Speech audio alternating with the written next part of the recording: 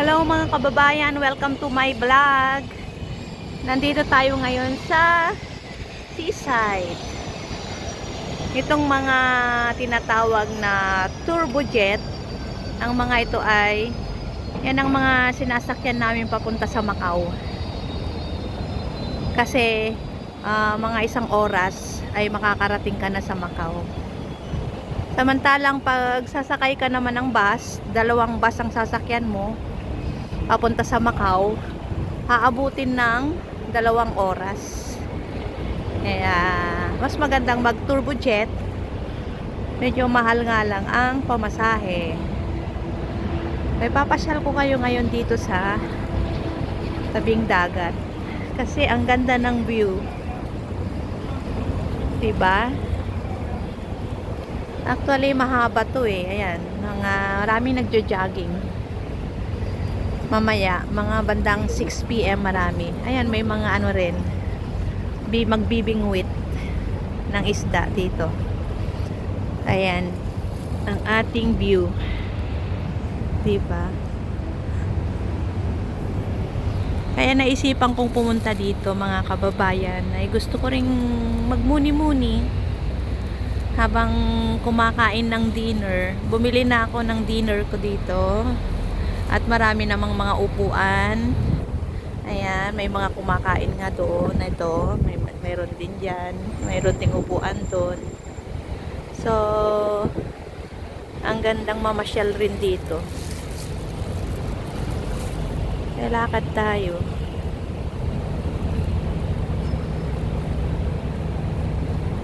Yung bridge na yon na nakikita nyo, yan yung papuntang, yan dinadaanan ng bus papuntang Macau.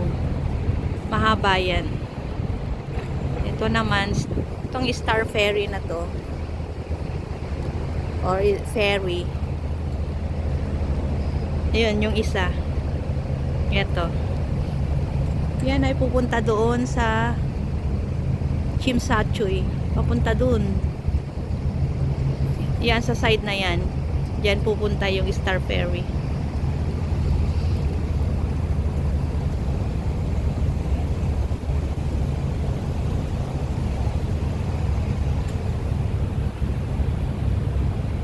Medyo dumidilim. Dumidilim ang paligid.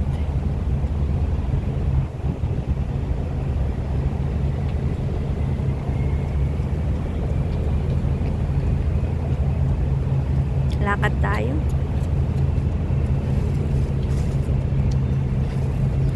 Ano natin? Ayan. Mas magandang ganyan.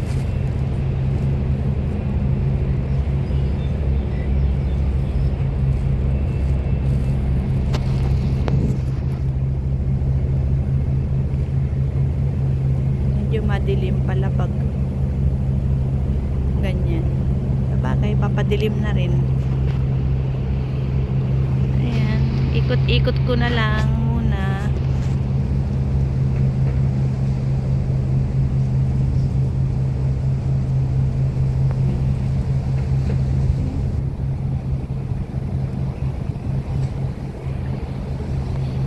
Ayan, mas ano ng konti.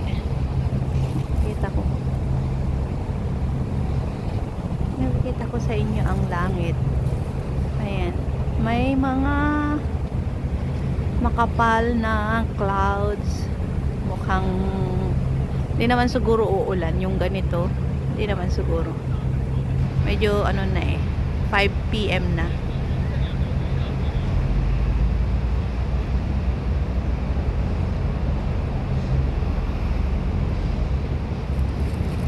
Kumusta kayo mga kababayan? Sana ay nasa mabuti kayong kalagayan. Ano man ang sitwasyon ng buhay, piliin nating maging masaya. Mag-enjoy lang tayo. Kasi life is too short, sabi nga nila. Kaya everyday, enjoy natin ang buhay natin.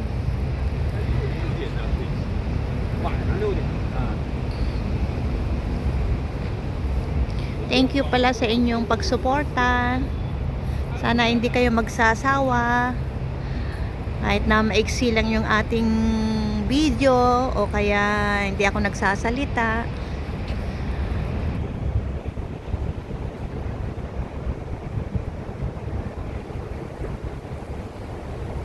Thank you for watching. Kakain muna ako. Mag-dinner muna tayo ng maaga. Parang merienda. Magme-merienda ng maaga. Kikita nyo dyan. Ayan, may mga sasakyan dyan. Sa taas. Kita ko rin sa inyo yung view dito. Sa side na to. Ayan. Ito ang bus station.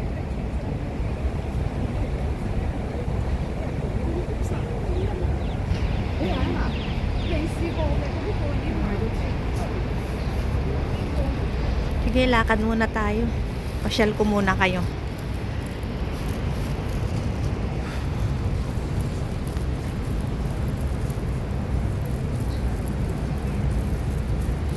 Alam nyo, dito rin sa Hong Kong,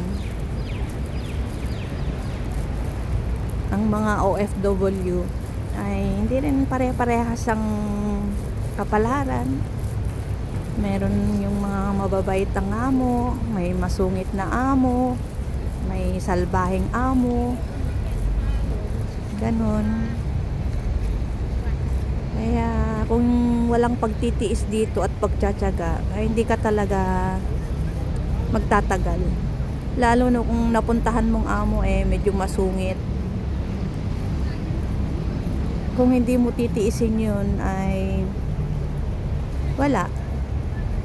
Minsan kasi ang mga kagaya kong nagpupunta dito, yung first kasi na pagpunta dito na excited ka pa pag nasa Pilipinas ka, 'di ba? Excited ka pa lang na pupunta dito. Kaya nagmi-mix yung emotion mo na excited ka, tapos yung mga pangarap mo na gusto mong tuparin pag nandito ka na. Pero karamihan kasi na nagpupunta dito, o hindi lang dito, sa ibang bansa, hindi nila, kumbaga dahil excited sila, natatakpan yung kalungkutan, ganun. Kasi pag nandito ka na, sorry, nabubulol na. Kapag nandito ka na ay doon mo mararamdaman siguro depende sa isang tao, may 1 week, 2 weeks, isang buwan bago nila maramdaman yung homesick. Lalo pag may mga anak na maliliit pa yung mga anak, mga ganun na 2 weeks, 1 month, mararamdaman na talaga nila yung homesick. Kaya yung iba, lalo kung masungit yung amo, parang bigat na talaga sila pag ganun. Pero sa aking experience naman nung bago ako dito, medyo talagang mahirap. Dahil ang napuntahan kong amo ay doon talaga sa pinakasulok ng Hong Kong. Kumbaga sa pinakasulok, yung bundok-bundok talaga. Kumbaga kung dyan sa atin, baryo yung napuntahan ko. 3-story ang bahay, may 2 sasakyan, mayroon akong lola, 2 bata at yung mag-asawa na amo ko. So sa kagaya kong baguhan, syempre mabibigla talaga ako, 'di ba? Mabibigla talaga ako kahit sino na 3 palapag yung bahay na lilinisin, araw-araw lilinisin yung kotse na 2. Tapos may mga bata pa na 5 years old saka 6 years old, ganun. So ang hirap. Ang mga unang 2 taon na pinagdaanan ko dito. Pero ang ginagawa ko, lalo na pag sobrang bigat na naiiyak na ako, kasi araw-araw yan na pag sa gabi dinner nila, nakataya ako, mayroon akong hawak na pangbugaw ng lamok, ganon. Kasi nga kumakain sila, nakabukas yung mga bintana, Yun ang ginagawa ko, taga-bugaw. So mula umaga hanggang sa gabi, halos nakatayo ako, masakit na yung legs ko, yung paa ko. So feeling ko masyado na akong aping-api dahil nga napapagod na yung paa ko. Ang ginagawa ko, kunwari, excuse me, gumaganon ako, pupunta ako sa CR. Kasi doon sa kwarto ko may CR na sarili. So kunwari nagsi-CR ako, pero ang ginagawa ko, umiiyak ako doon. Tumutulo yung luha ko. And then pag sinasabi ko na lang sa sarili ko, kaya ko to. Sinasabi ko na lang, iniisip ko yung mga pamilya ko, kung babalik ako, ganon, kung uuwi ako sa Pilipinas. Iniisip ko yung hirap na pinagdaanan ko, yung perang nagastos ko, yun ang iniisip ko. Tapos pag okay na ako, babalik na naman ako, nakatayo na naman ako sa gilid, sa likod ng sa may kitchen, ganon. Laging ganon, araw-araw yan, laging ganon ang nangyayari sa akin. Hanggang nakailang buwan na ako, kasi ang mahirap talaga yung 1 buwan, 2 buwan, 3 buwan, ganyan. Pero pag yung malapit ka ng mag-1 taon, mawawala na yun. Unti-unti mawawala na. Kumbaga, nakakaya mo na lahat. Hanggang nakaya ko naman. Sa awa ng Diyos, nakaya ko, natapos ko yung 2 taon. Kaya, lagi lang talagang pagpupunta ka dito, lagi ka lang talagang manalangin.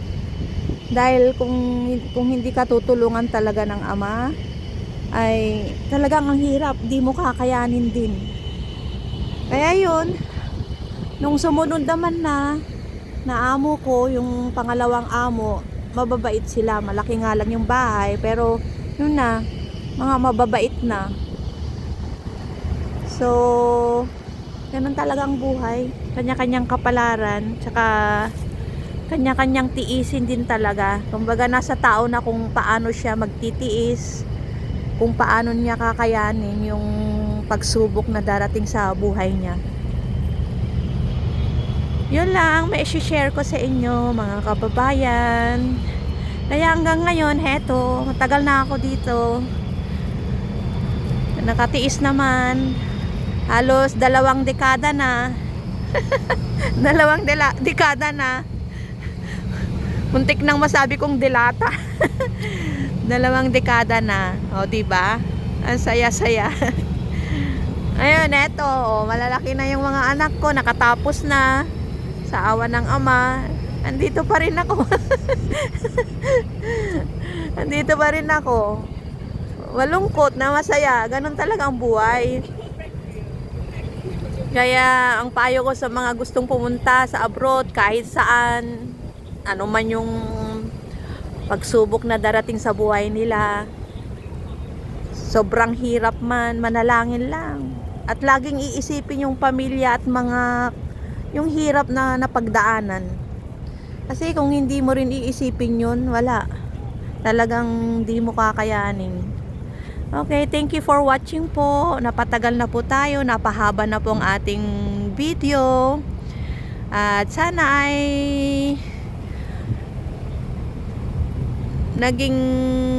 maging inspirasyon sa inyo yung aking kwento sa buhay. 'Di ba? Maraming salamat po. Hanggang sa muli. Bye-bye.